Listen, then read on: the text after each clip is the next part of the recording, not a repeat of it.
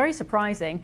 The First Lady, Melania Trump, denied ever having a relationship with the late convicted sex offender Jeffrey Epstein. She addressed reporters at the White House and she said online rumors linking her to Epstein are defamatory. The individuals lying about me are devoid of ethical standards, humility, and respect. I do not object to their ignorance, but rather I reject their mean-spirited attempts to defame my reputation. I never been friends with Epstein. Donald and I were invited to the same parties as Epstein from time to time, since overlapping in social circles is common in New York City and Palm Beach. To be clear, I never had a relationship with Epstein or his accomplice, Maxwell. Okay, back to our panel now, Malik and Laurie. Malik, I'll start with you. What do you think this was about and why now? So I am the PR guy, and just as a PR matter, what it seems like to me, if I had a client to actually do that, is a couple of things. They're getting questions about it.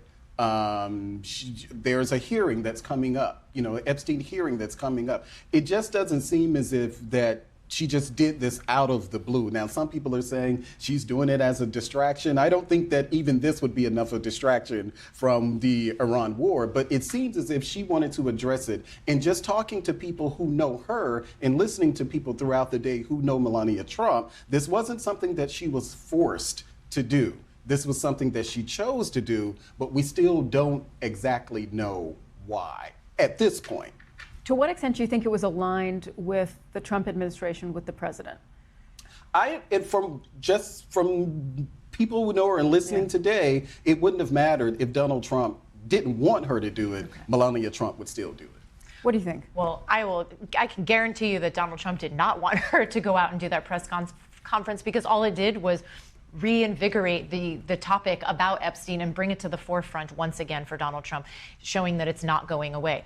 To build off something that Malik said, I also work in strategic communications, and your client does this when they want to get ahead of something. Mm-hmm. So they think that something is going to possibly come out that's been sent to your people asking questions, and for now you're saying no comment, but you know that it eventually is going to rise to the surface. So you want to get ahead of it, and you want to control the message, and you want to put your truth and your spin on it before anyone else gets a chance to do that. And so I think that's what's happening. But I found it absolutely bizarre in the way that she did it. She was talking about that she wasn't friends with him, but everything is contradictory to that. We've all seen the images. She even, your clip didn't include this, but she said, and just because I've emailed her, it was, out of respect, or it was just being kind or nice. Again, I'm sorry, I don't have the email address of people that I don't know and that I don't frequently speak to and that I'm not friendly with. Even if I called them an associate, I wouldn't have their email addresses. So, we should say, of course, Melania Trump said very clearly there she did not have a friendship with Jeffrey Epstein, that their social circles